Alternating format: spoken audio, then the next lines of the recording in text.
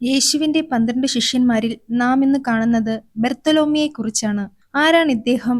യേശുവിന് വേണ്ടി എന്തൊക്കെ ചെയ്തു? എന്തൊക്കെ ത്യാഗങ്ങൾ ചെയ്തു? യേശുവിന് വേണ്ടി എങ്ങനെ സുവിശേഷം പ്രസംഗിച്ചു?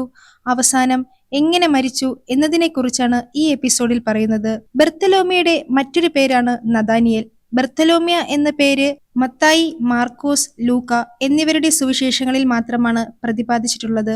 നഥാനിയേൽ എന്ന വ്യക്തിയെക്കുറിച്ച് യോഹന്നാന്റെ സുവിശേഷത്തിൽ പ്രതിപാദിച്ചിട്ടുണ്ട്. അരാബിക് ഭാഷയിൽ ബർത്തലോമ്യ എന്നും ഹീബ്രു ഭാഷയിൽ നഥാനിയേൽ എന്നുമാണ്. ഗലീലിയയിലെ കാന സ്വദേശിയായിരുന്നു ഇദ്ദേഹം. സുഹൃത്തായ പീലിപ്പോസ് വഴിയാണ് നഥാനിയേൽ യേശുവിനെ പരിചയപ്പെടുന്നത്. പീലിപ്പോസ് യേശുവിനെക്കുറിച്ച് നഥാനിയേലിനോട് പറഞ്ഞപ്പോൾ നഥാനിയേൽ ഇങ്ങനെ ചോദിച്ചു: നസ്രത്തിൽ നിന്ന് നല്ലതെന്തെങ്കിലും ഉണ്ടാകുമോ എന്നതായിരുന്നു നഥാനിയേലിന്റെ ആദ്യത്തെ പ്രതികരണം. നഥാനിയേൽ യേശുവിന്റെ അടുക്കൽ വരുന്നത് കണ്ട് യേശു ഇപ്രകാരം പറഞ്ഞു: ഇതാ സാക്ഷാൽ ഇസ്രയേലിയൻ, ഇവനിൽ കപടമില്ല എന്ന്. ഇതു കേട്ട നഥാനിയേൽ ഈശോയോട് ചോദിച്ചു: എന്നെ എവിടെ വെച്ച് അറിയും? ഈ ചോദ്യത്തിന് പീലിപ്പോസ്: നിന്നെ വിളിക്കും മുൻപേ നീ അത്തിയുടെ കീഴിലിരിക്കുമ്പോൾ ഞാൻ നിന്നെ കണ്ടു എന്ന് യേശു ഉത്തരം പറഞ്ഞു. ഇത് യോഹന്നാന്റെ സുവിശേഷത്തിൽ 1 മുതൽ 48 വരെയുള്ളതിൽ പറയുന്നു. അപ്പോൾ നഥാനിയേൽ അവനോട്: റബ്ബി, നീ ദൈവപുത്രൻ, നീ ഇസ്രയേലിന്റെ രാജാവ് എന്ന് മറുപടി നൽകി. പിന്നെ യേശു അവനോട് പറഞ്ഞു: ഞാൻ നിന്നെ അത്തിയുടെ കീഴിൽ കണ്ടു എന്ന് പറഞ്ഞതുകൊണ്ട് നീ വിശ്വസിക്കുന്നുവോ? നീ ഇതിനേക്കാൾ വലിയത് കാണുമെന്ന ഉത്തരവും നൽകി. അക്കാലത്ത് യഹൂദന്മാർ ശാന്തമായിരുന്ന് പഴയ നിയമ പ്രമാണങ്ങൾ പഠിക്കാനും ധ്യാനിക്കാനും തിരഞ്ഞെടുത്തിരുന്ന സ്ഥലമായിരുന്നു അത്തിമരച്ചുവട്. നഥാനിയേൽ അവിടെ ഇരുന്ന് വരാനിരിക്കുന്ന മിശിഹായ്ക്ക് വേണ്ടി പ്രാർത്ഥിക്കുകയായിരുന്നു എന്ന് വിശ്വസിക്കപ്പെടുന്നു. തന്റെ സ്വകാര്യ പ്രാർത്ഥന യേശു അറിഞ്ഞെന്ന് മനസ്സിലാക്കിയപ്പോഴാണ് അദ്ദേഹം ഉടനെ തന്നെ യേശുവിനെ ദൈവപുത്രനായി ഏറ്റുപറഞ്ഞത്. യേശുവിന്റെ ഉയർത്തെഴുന്നേൽപ്പിന് ശേഷം പത്രോസ് ഇങ്ങനെ പറഞ്ഞു: ഇനിയെല്ലാം കഴിഞ്ഞു, ഞാൻ ഇനി എന്റെ പഴയ ജോലിയിലേക്ക് പോകുന്നു എന്ന് പറഞ്ഞപ്പോൾ അവന്റെ കൂടെ മറ്റ് 7 ശിഷ്യന്മാരും ചെന്നു. അതിൽ നഥാനിയേലും ഉണ്ടായിരുന്നു. തിബരിയ കടൽ തീരത്ത് വെച്ച് യേശു തീക്കനൽ ഇട്ടിരിക്കുന്നതും അതിൽ അപ്പവും മീനും ഇരിക്കുന്നതും ശിഷ്യന്മാർ കണ്ടു. ഈ നഥാനിയേലും യേശുവിനെ കണ്ടു സംസാരിച്ചു. പിന്നെ ആ അപ്പവും മീനും കഴിച്ചു സന്തോഷിച്ചു. ബർത്തലോമായി സുവിശേഷ പ്രവർത്തനത്തിന്റെ കൂടെ സാമൂഹിക പ്രവർത്തനവും ചെയ്തു വന്നിരുന്നു. അസുഖം ബാധിച്ചവരെ അദ്ദേഹം പ്രത്യേകം ശ്രദ്ധിച്ചിരുന്നു.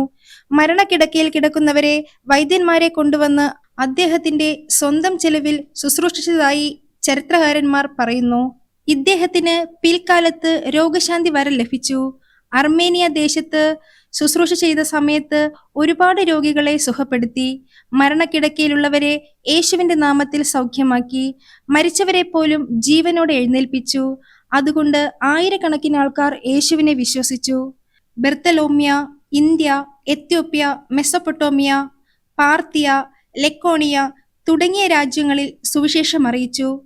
AD 55 ബർത്തലോമ്യോ ഇന്ത്യയിലെത്തിയത്.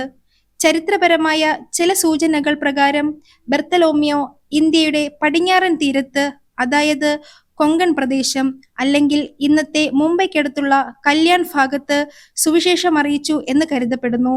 വിശുദ്ധ തോമസ് ലീഹ കേരളത്തിലെത്തിയ അതേ കാലഘട്ടത്തിൽ തന്നെയായിരുന്നു ഇദ്ദേഹത്തിന്റെ സന്ദർശനവും. അതുകൊണ്ട് തന്നെ ചില ചരിത്രകാരന്മാർ ഇദ്ദേഹത്തെ ഇന്ത്യയുടെ 2ാമത്തെ അപ്പോസ്തലൻ എന്ന് വിളിക്കുന്നത്. ബർത്തലോമ്യ കല്യാൺപുരിയിലെത്തിയപ്പോൾ അവിടെ വലിയൊരു ഹൈന്ദവ വിഗ്രഹാരാധന ക്ഷേത്രമുണ്ടായിരുന്നു. ആ നാട്ടിലെ ഒരു പ്രധാന ക്ഷേത്രമായിരുന്നു അത്. ആ ക്ഷേത്രത്തിൽ അസ്തരോത്ത് എന്നു പേരുള്ള ഒരു വിഗ്രഹം ഉണ്ടായിരുന്നു.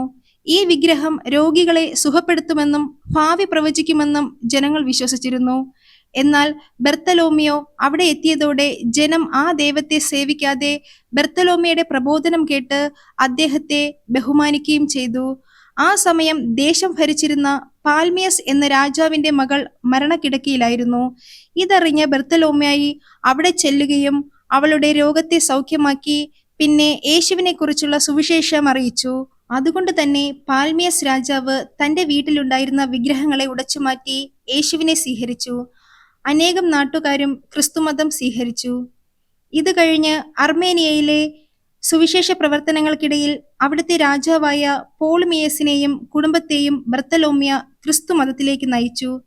ഇതിൽ പ്രകോപിതരായ അവിടുത്തെ വിഗ്രഹാരാധകരായ പുരോഹിതന്മാർ പോളിമിയസിന്റെ സഹോദരനായ അഗാസ്ത്യസിനെ സ്വാധീനിച്ചു.